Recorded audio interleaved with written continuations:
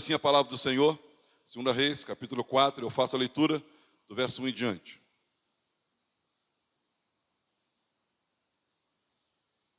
Certa mulher, das mulheres dos discípulos dos profetas, clamou a Eliseu, dizendo: meu marido, teu servo, morreu, e tu sabes que ele temia ao Senhor.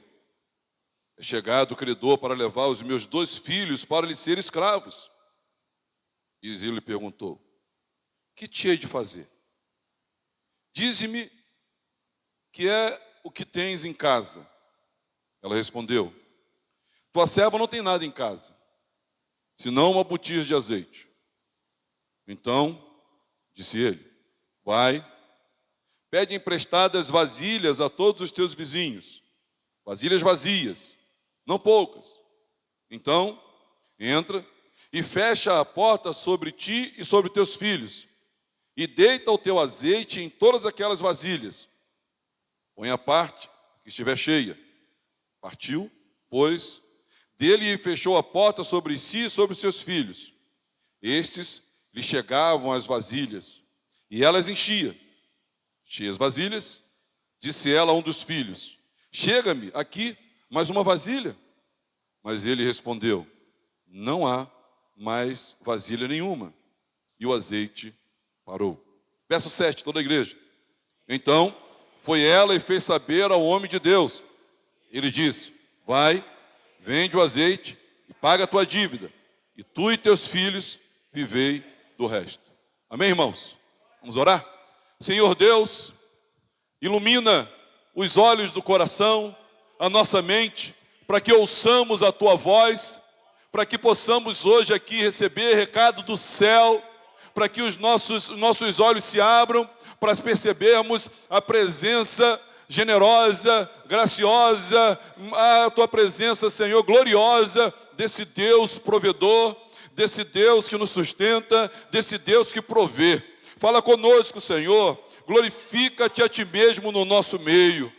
Visita todos nós, Senhor, aqueles que temos dívidas, aqueles que temos necessidades, aqueles que não temos a quem recorrer, aqueles que estamos sendo escravizados, Senhor querido, para pagamento de dívidas impagáveis. Senhor, fala conosco. Ah, Senhor, me ajuda a transmitir esse recado. Por favor, Senhor, tenha misericórdia da minha alma e abençoe os meus irmãos, como eu fui abençoado também. E a igreja diga amém. Poder sentar, irmãos. Eu quero falar sobre o nosso provedor. Eu quero compartilhar com os irmãos alguns princípios que a gente encontra aqui, nesse texto que por nós, povo de Deus evangélico, é conhecidíssimo. Me permita mostrar o pano de fundo, o enredo, o contexto das circunstâncias dessa família. Na verdade, uma das piores situações possíveis para uma família é como eles estavam lidando ali. Uma das piores situações possíveis para uma família. Você pode observar comigo que ela, se já não bastasse a dor do luto, da viuvez, essa mulher, ela havia sepultado o seu marido há bem pouco tempo.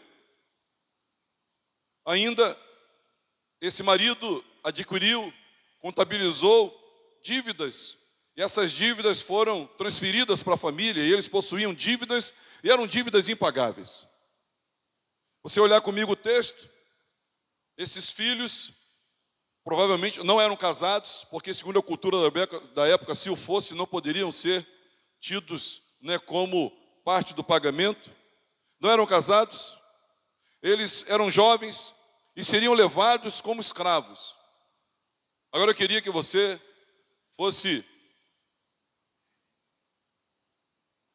fizesse um esforço para se colocar no lugar dessa mulher. Viúva, numa cultura que não assistia, não ajudava, não socorria viúva alguma. E ela, com a dor do seu luto, a viuvez não é nada fácil de encarar. Nós temos conosco algumas viúvas. Além da sua viuvez, havia dívidas. E você que já lidou com dívidas sabe o como é desgastante e o como entristece o nosso coração quando essas dívidas são dívidas impagáveis. E essa mulher possuía dívidas e essas eram impagáveis. Além de dívidas impagáveis, se não bastasse o seu nome no SPC, não bastasse o seu nome sujo, ou ter algum dos seus bens confiscados, mas não era assim. Esse pagamento ele ia acontecer com a vida dos próprios filhos, que levados seriam como escravos, meus irmãos, como escravos. Essa era a situação dessa mulher, viúva, endividada. E você que é pai e mãe, você que tem filhos, preste bem atenção nisso. Levar os seus filhos para serem escravos, você não mais vê-los, não mais com eles estar. O que eu acho interessante, que na leitura de 2 Reis, capítulo 4, do versículo 1 a 7, o versículo 1, ele fala de uma situação, mas quando chega no versículo 7, a situação já é completamente diferente. Veja comigo o contraste que existe. Certa mulher das mulheres dos discípulos dos profetas clamou a Eliseu, dizendo: meu marido teu servo morreu, ela é viúva, e tu sabes que ele temia ao Senhor, é chegado o credor para levar os meus filhos para lhes ser escravos. Já o verso de número 7, a situação mudou completamente. Então ela foi e fez saber ao homem de Deus, e ele disse: vai, vende o azeite, paga a tua dívida, tu e teus filhos, e vivei do resto. Uma mudança colossal aqui entre o verso 1 e o verso 7. E o que aconteceu entre o verso 1 e o verso 7? Acredite, diga para o seu vizinho, pode acontecer na sua vida também. Eu queria falar sobre alguns princípios que nós podemos aplicar nas nossas vidas, irmãos, nesse contexto de alcançar a provisão do provedor, de receber a provisão que Deus tem para mim e para você. A primeira observação que eu queria fazer, ela está no versículo 1. Diga para o seu vizinho assim, olha, faça investimento espiritual. O texto vai dizer, esse homem, ele não temia ao Senhor, mas deixou dívidas. Ele deixou dívidas. Esse homem não tem nada a nos ensinar no trato com o dinheiro. Esse homem, com todo respeito, já era morto quando o texto foi relatado, mas com todo respeito à memória dele, não tenho a mínima ideia quem é, nem se vou encontrá-lo, mas esse homem não tem nada a nos ensinar quanto ao vil metal. Ele não tem nada a nos ensinar quanto à gestão financeira. O que gastar, como gastar. Ele não tem nada a nos ensinar como eliminar dívidas, como fazer uma boa administração financeira. Ele não tem absolutamente nada a nos ensinar. Muito pelo contrário, ele deixou um problemão na sua família. Sofrendo o seu óbito, essa mulher cheia de dívidas agora. Porém, contudo, todavia, esse homem temia ao Senhor, e isso muda completamente a situação, pois, temendo ele ao Senhor, essa mulher tinha conhecimento e acesso ao profeta, homem de Deus, que poderia lhe orientar de como resolver a situação. Esse homem fez investimento espiritual. Isso aqui, irmãos, não é uma desculpa para má gestão. Eu não sei administrar bem o meu dinheiro, eu não sei pagar bem as minhas contas, então eu vou fazer investimento espiritual. Não é isso que eu estou dizendo. O que eu estou dizendo é que, no particular, esse homem aqui não tem nada a nos ensinar quanto à gestão financeira. Mas ele era um homem que temia ao Senhor e isso mudou tudo. Ele não foi previdente, ele não deixou previdência, mas ele deixou a possibilidade de uma providência divina. E esse Deus nosso que é provedor, ele foi gracioso e ele trouxe toda a provisão necessária para essa viúva e para esses dois órfãos. Meus irmãos, esse aqui, irmãos, nós estamos olhando para aqui, para o caminho da provisão. O caminho da provisão, nós precisamos fazer investimento espiritual. É bem verdade que muitos de nós, amando o dinheiro, acreditando no dinheiro e colocando toda a nossa confiança no dinheiro, o que nós fazemos? Nós fazemos apenas investimentos materiais. Esse homem deixou acesso a um profeta que resolveu a situação, portanto, faça investimentos espirituais. E dentre os livros mais lidos, são aqueles que nos ensinam a fazer investimento na vida espiritual. São aqueles que nos ensinam a empreender. São aqueles que nos ensinam a investir. E hoje, muito se procura a esse respeito. Até a nossa cultura já é assim.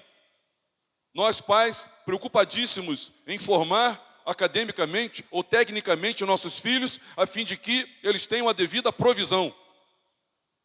Nós ensinamos nossos filhos a serem previdentes, mas nós não ensinamos nossos filhos a fazermos investimento espiritual. Porque, meus irmãos, ninguém está isento de falir. Ninguém está isento de entrar em acordo judicial.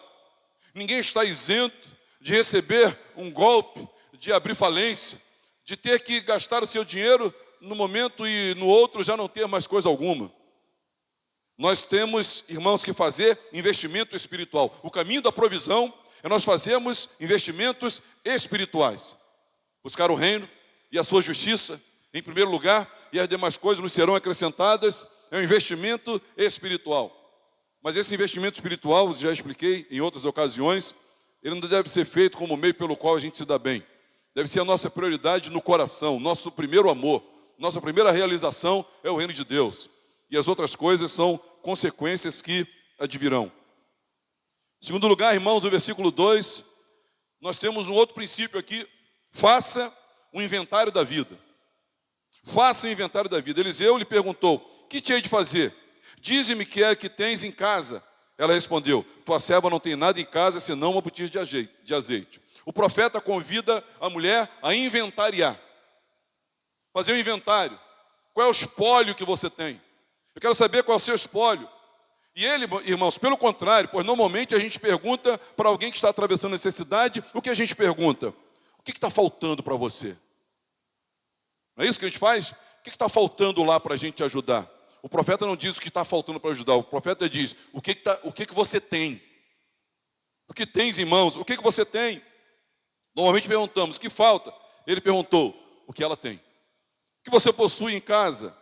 E é interessante, irmãos, isso não é normal. Nós precisamos inventariar a vida, não na perspectiva do que não temos, mas na perspectiva do que temos. Qual é o nosso espólio? O que sobrou? O que nós temos lá? E é interessante perceber que essa mulher, ela responde a ele, né, de uma maneira muito interessante. Ela responde em duas etapas. Etapa 1, ela responde dizendo, eu não tenho nada, vírgula. A vírgula quer dizer que ela respirou, que ela pensou. Ela não disse numa sentença só, eu não tenho nada, vírgula. E ela para pensar, eu tenho uma botija de azeite. Na verdade, ela tinha mais do que isso. Se ela fosse, de fato, criteriosa no inventário ou no ato de inventariar, ela diria, olha, eu tenho uma botija de azeite, eu tenho 2 filhos, eu tenho uma casa e eu tenho um acesso ao profeta.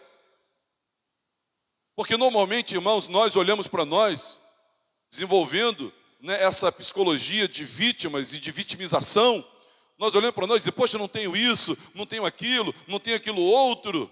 Mas não é isso, irmãos. O caminho da provisão é nós fazermos o inventário da nossa vida na perspectiva do que nós temos. Porque a partir do que temos, Deus é poderoso para usar, multiplicar, fazer com que brote daquilo que já temos.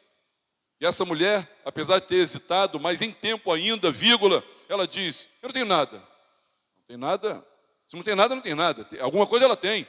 E ela fala da botija de azeite, não menciona a casa, nem os 2 filhos, mas ela outras coisas possuía. Então, irmãos, diante de Deus, eu e você que queremos o caminho da provisão, nós precisamos sim, em nome de Jesus, eu e você, todos nós, a uma só, nós precisamos olhar para esse texto aqui e perceber, irmãos, que é necessário fazermos investimentos espirituais. E que é necessário sim, inventariarmos a nossa vida, fazermos o nosso inventário na perspectiva, não daquilo que não temos, mas na perspectiva daquilo que eu e você temos sim. Esse texto vai dizer, em terceiro lugar, em versículo 3, então disse ele, vai, pede emprestado vasilhas a todos os teus vizinhos, vasilhas vazias, e não poucas. Diga ao seu vizinho assim, ó, faça conexões espirituais. Conexões.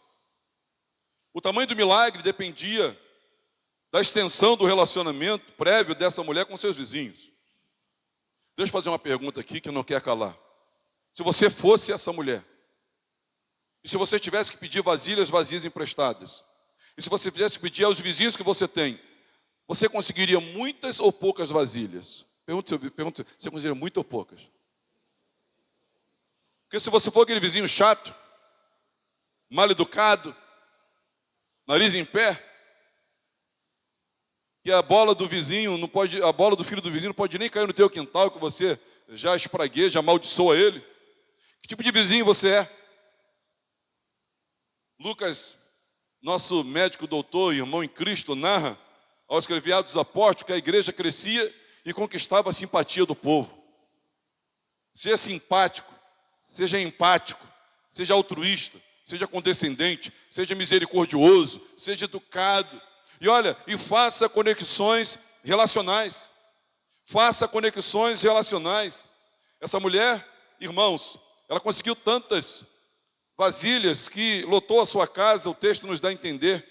E ela possuía um relacionamento prévio, saudável, amigável, cordial com os seus vizinhos. Por isso, o milagre, perceba, o milagre foi se construindo. Ela vivera com um homem não ímpio, não impiedoso, não iníquo, mas ela conviveu com um homem durante toda a sua vida conjugal, um homem que fez altíssimos investimentos espirituais. É o caminho da provisão. Porque a nossa fonte é o Senhor, irmãos. Amém?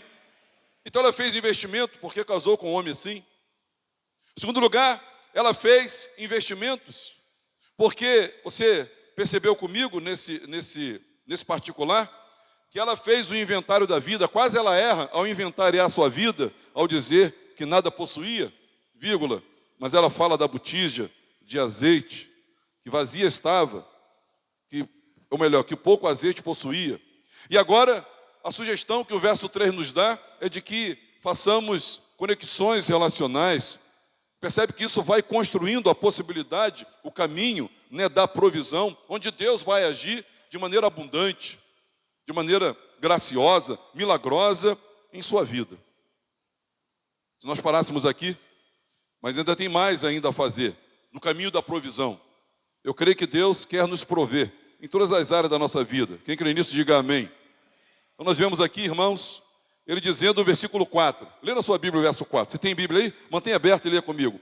Então, entra e fecha a porta sobre ti e sobre teus filhos, e deita o teu azeite em todas aquelas vazias.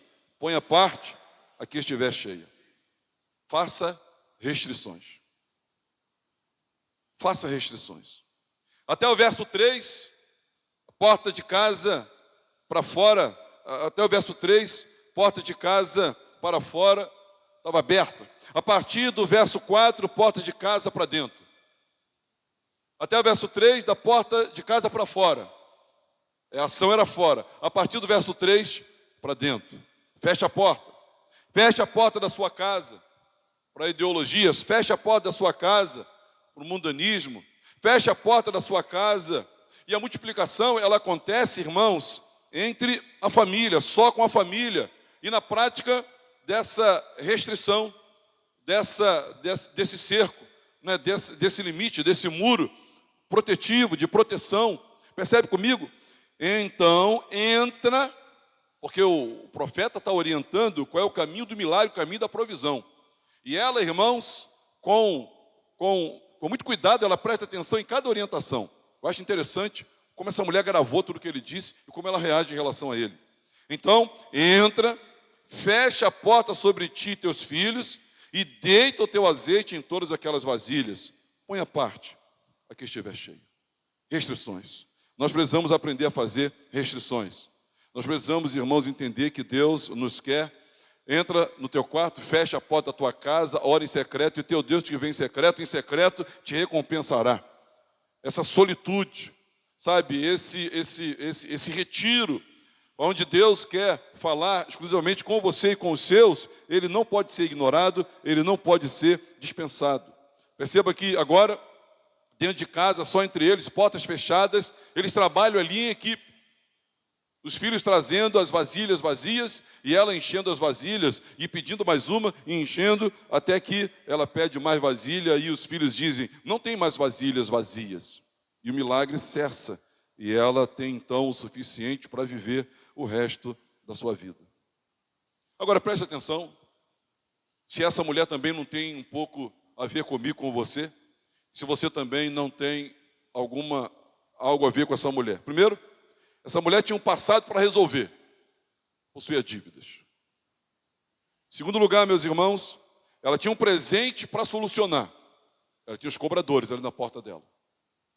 Terceiro, meus irmãos, ela tinha um futuro para garantir a sobrevivência dos filhos. Eu quero dizer para os irmãos que todos nós já nascemos no pecado, fomos concebidos em pecados, a nossa inclinação é pecaminosa e nós, irmãos, vivemos numa vida de pecados e o pecado é uma dívida que nós contraímos contra Deus. Essa mulher tinha um passado para resolver. E hoje, se a nossa vida parasse aqui, entenderíamos eu e você, que nós temos também um passado para resolver. Nós temos dívidas, são dívidas impagáveis que precisam ser pagas. Veja se a sua história não tem a ver com essa mulher, porque ela tinha um presente para solucionar. Ela tinha os cobradores que estavam à porta dizendo, você tem uma dívida, essa dívida impagada, você vai virar escravo. Meus irmãos, a palavra de Deus, a lei de Deus, ela nos cobra uma santidade e nós não podemos atender a esse pré-requisito. Um futuro para garantir a sobrevivência dos filhos. E você percebe comigo que esse texto, ele está falando muito mais do que uma provisão de uma família, mas esse texto está escrito aqui para dizer algo para mim e para você.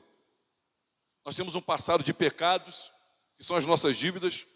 Nós temos uma acusação da lei de Deus no presente, ela nos cobrando. E nós temos, irmãos, um futuro para garantirmos da ira de Deus, da condenação eterna. Assim como essa mulher tinha um problema passado para resolver, nós também temos. Nós temos um problema no presente para resolver e nós temos um problema futuro para resolver. Porque um dia, meus irmãos, o Senhor Jesus voltará e Ele vai julgar todos os seres humanos. Quem crê nisso, diga amém. Mas o texto vai dizer que essa mulher, ela precisava ser econômica, comedida, e fazer boa gestão. Pois em quinto lugar, verso 7 vai dizer, então foi ela e fez saber ao homem de Deus. Ela voltou ao homem de Deus. Muitos de nós nem voltamos. Olha, pelo azeite que eu tenho aqui, já sei o que eu vou fazer. Ela não fez isso. Ela foi ao homem de Deus e disse para ele, olha, aconteceu isso, isso e isso. E agora? Ele disse, vai, vende o azeite, paga a sua dívida e tu e teus filhos vivei do resto. Então, ele disse, vende o azeite, paga a dívida e viva do resto. Comercialize, acabe com a dívida, faça boa gestão e viva do resto. Imagine você o quanto essa mulher não devia ter monetariamente adquirido. Imagine você que soma expressiva deve ter sido aquela quantidade de azeite, para ele dizer, vivei do resto. Vivei do resto. Dá a entender para a gente que era uma situação que garantiria até a volta de Jesus. Parece que ela tinha dinheiro para viver para o resto da vida. Para o resto da vida. Parece que ela tinha dinheiro para nunca mais faltar dinheiro nenhum.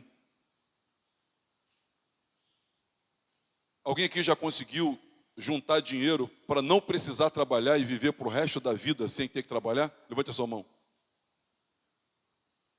Meus irmãos, eu já juntei dinheiro suficiente para não trabalhar e viver para o resto da minha vida sem trabalhar. Eu já juntei dinheiro suficiente para não cair o meu padrão de vida e eu viver para o resto da minha vida com a Alcione sem precisar de mais nada. Você sabe qual é o segredo? É só eu morrer junto com a Alcione na sexta-feira, porque até sexta-feira dá. O resto da minha vida, até sexta-feira dá. Essa mulher tinha o suficiente para viver para o resto da vida. Para o resto da vida. E aqui, irmãos, nós vemos o caminho da provisão. Eu não sei qual é a sua situação. Eu não sei como é que você chegou aqui hoje. Eu só sei que esse assunto de sustento, pagar contas, arcar com compromissos, essa ansiedade que toma conta de nós, essa insônia que nos acompanha, por causa dos nossos compromissos assumidos, das nossas responsabilidades sobre isso, eu quero dizer que a palavra de Deus tem para nós o caminho da provisão. Faça investimentos espirituais. Faça investimento espiritual. Faça conexões. Seja uma pessoa atenta a essas sugestões, a esses princípios do caminho da provisão. E aí você vai chegar diante do provedor. E o provedor, ele vai operar um milagre na sua vida. Quem crê nisso, diga amém. Mas, irmãos, eu não vim aqui para falar no contexto, na perspectiva, no viés das finanças e nem da vida material, apenas, somente. Seria muito pobre esse culto. Se eu viesse aqui para falar para os irmãos, ou dar uma palestra sobre a provisão financeira, que bom sair da igreja e já sei o que eu vou fazer para melhorar a minha vida financeira, meu poder aquisitivo, sair dessas dívidas e alçar, um novo patamar. Não. Eu quero dizer que toda a Bíblia aponta para Jesus. E a gente tem que ler a Bíblia procurando o Evangelho. Eu vejo Jesus, irmãos, e eu me lembrei do Evangelho nesse versículo 7, porque ele disse assim: então foi ela e fez saber ao homem de Deus e disse: vai, vende o teu azeite, paga a tua dívida, tu e teus filhos, e vivei do resto. Paga a tua dívida, redime o teu passado. E ele diz: vivei do resto, garantir o seu futuro. E meus irmãos, esse texto, ele me força a olhar para a cruz do Calvário e me lembrar do nosso Senhor Jesus, que lá no Gólgota, ele disse assim: tetelestai, está pago, está consumado. Alguns historiadores relatam, irmãos, que essa é uma expressão também grega, e eles acharam em alguns documentos, em algumas notas promissórias, eles acharam escrito também a mesma palavra que Jesus disse lá na cruz do Calvário. Está liquidado. E quando lá na cruz, irmãos, em sua última palavra, Jesus afirmou que a nossa dívida estava paga. E ao pagar a nossa dívida, Ele nos redimiu e nos limpou completamente o nome de todo o nosso passado. E pela obra que Ele fez na cruz, Ele nos garante completamente o nosso futuro. Vivei do resto. Não há mais dívida, não há mais cobrador. Vocês não serão mais escravos de coisa nenhuma. Eu vejo aqui, irmãos, o Evangelho. E eu vejo aqui a pessoa de Jesus agindo na minha e na sua vida também.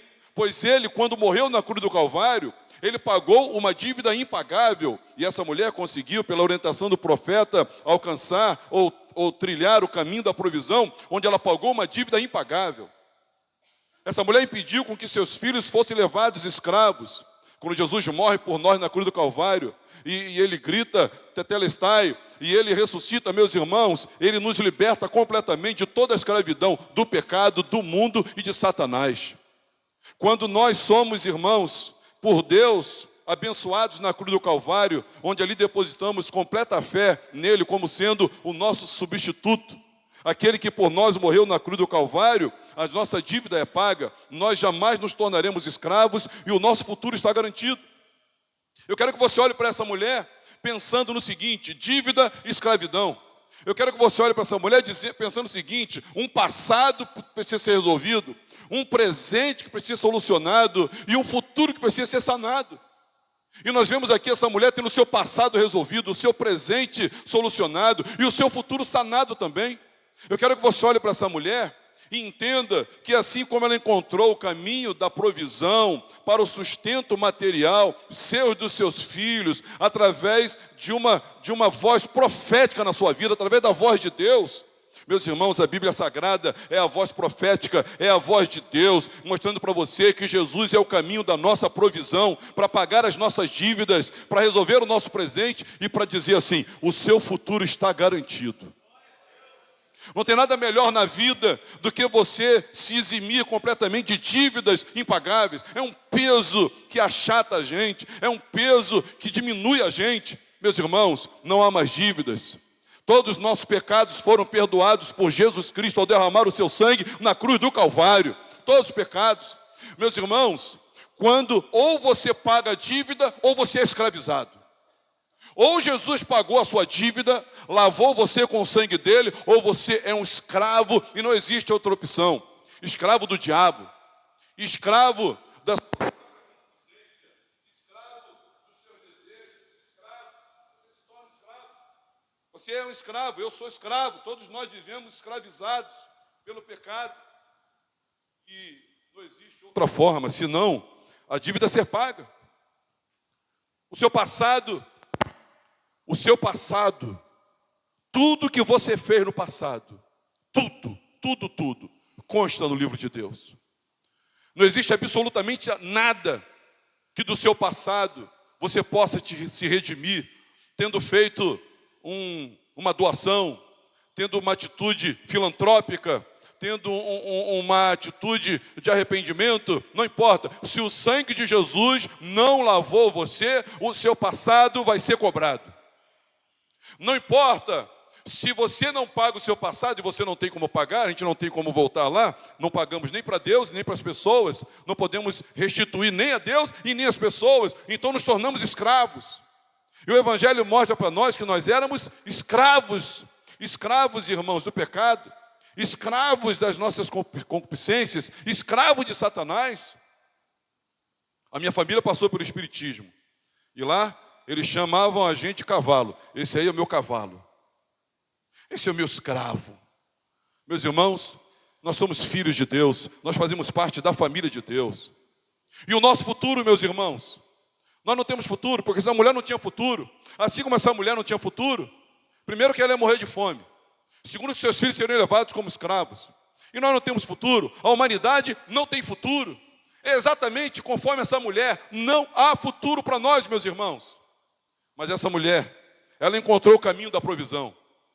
Olha, ela fez as devidas conexões. Ai, que bom que seu marido fez, sabe, um investimento espiritual. Ah, ela fez um inventário da própria vida. Ela viu lá o seu espólio. Ah, ela obedeceu. Mas, irmãos, nós também temos em Jesus. Ele é aquele que nos provê. Ele é o nosso Redentor. Ele é o nosso Libertador. Ele é o nosso Salvador. Ele é o nosso Remidor. É Jesus. Diga glória a Deus por isso. E assim como essa mulher também não tinha futuro, nós também não. Nós também não. Eu também não.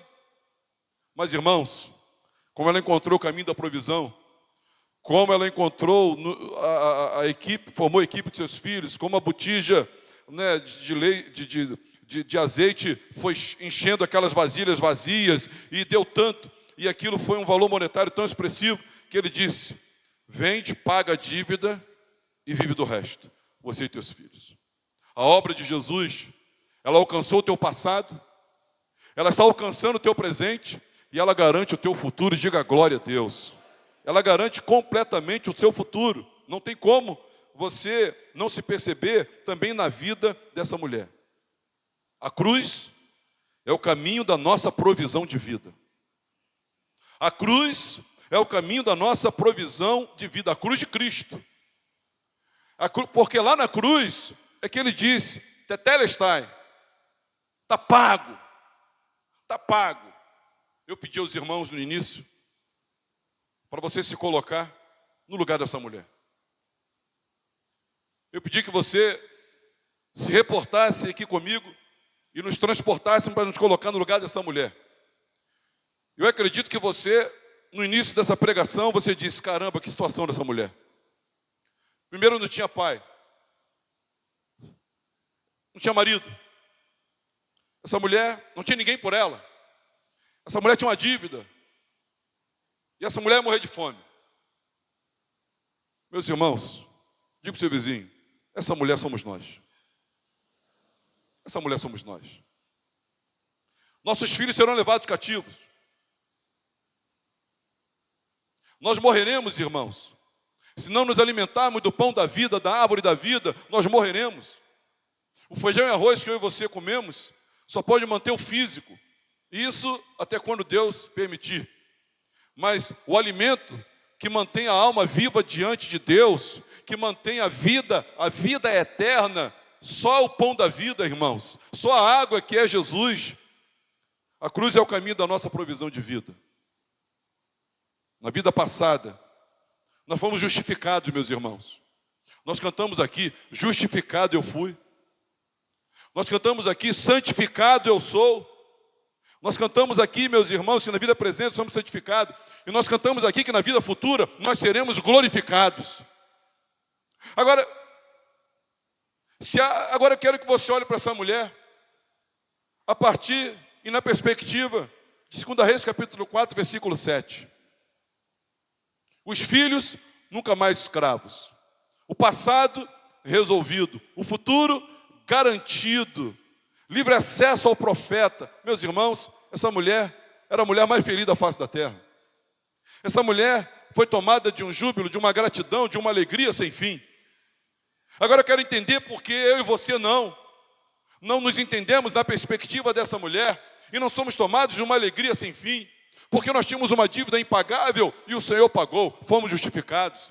Nós temos um presente, meus irmãos, desafiador, mas pelo Espírito Santo temos sido santificados, status e posicionalmente já fomos, processualmente pelo Espírito Santo estamos sendo. E olha, irmãos, e na vida futura nós seremos glorificados. Paulo escrevendo ao 2 Coríntios capítulo 5, ele fala do corpo incorruptível, celestial, do corpo divino que nós vamos receber, não feito por mãos humanas. E ele fala, irmãos, da ressurreição. Nós temos um futuro abençoado e garantido. Agora imagina a alegria dessa mulher, e também deve ser a minha, e deve ser a sua alegria também. Repete comigo. Dívidas pagas. Futuro provido. Filhos garantidos. Meus irmãos, nós precisamos entender que essa história, como toda a Bíblia, como eu creio, todos os capítulos da Bíblia, como eu creio, todos os versículos da Bíblia estão apontando para Jesus e para a sua grande obra na cruz do Calvário. Toda a Bíblia aponta para Jesus. Eu queria terminar pedindo que você prestasse atenção e anotasse isso. Em primeiro lugar, faça investimentos espirituais em Jesus. Em segundo lugar, faça o inventário da vida para Jesus. Jesus, eu tenho isso. Eu sou assim. Jesus, eu não tenho nada. Faça conexões relacionais com Jesus. Faça restrições, só Jesus. Só Jesus. Nenhum outro ente. Nenhum outro santo. Nenhuma outra entidade. Nenhum outro grupo. Só Jesus.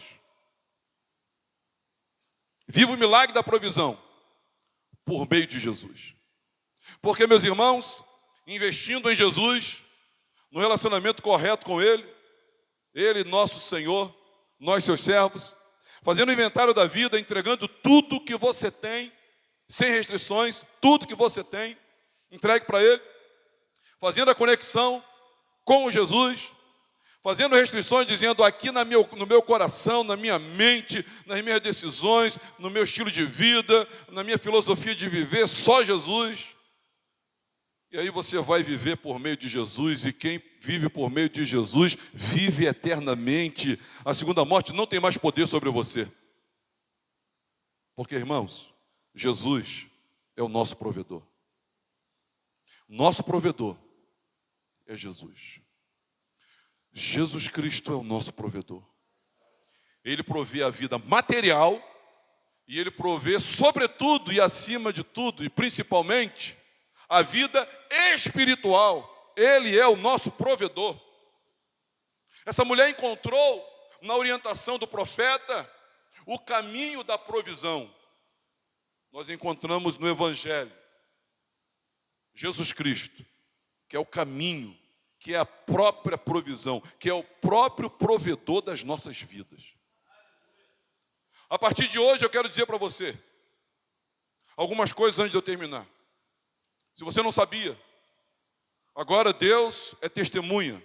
E todos aqui são testemunhas que agora você está sabendo o que eu vou dizer, você não é mais inocente. Diga para o seu vizinho, você não é mais inocente. Em primeiro lugar, quero dizer para você que você tem dívidas com Deus e elas são dívidas impagáveis. Em segundo lugar, eu quero dizer para você que dívida não paga, você vira escravo. Vira escravo. Em terceiro lugar, eu quero dizer para você que só Jesus Cristo pode pagar sua dívida, libertar você da escravidão e garantir para você um futuro eterno. Um futuro eterno. Pastor, eu tenho dívidas? Tem, todo ser humano tem. Todo ser humano tem. Até a Eloá já tem, ela não sabe, mas já tem. Precisa de Jesus. Meus irmãos, e essa dívida só Jesus pode pagar. E Ele pagou na cruz do Calvário. Eu quero dizer para você que se tua dívida não foi paga, você é escravo. Se ela já foi paga, Jesus te libertou. Diga glória a Deus. Eu quero dizer para você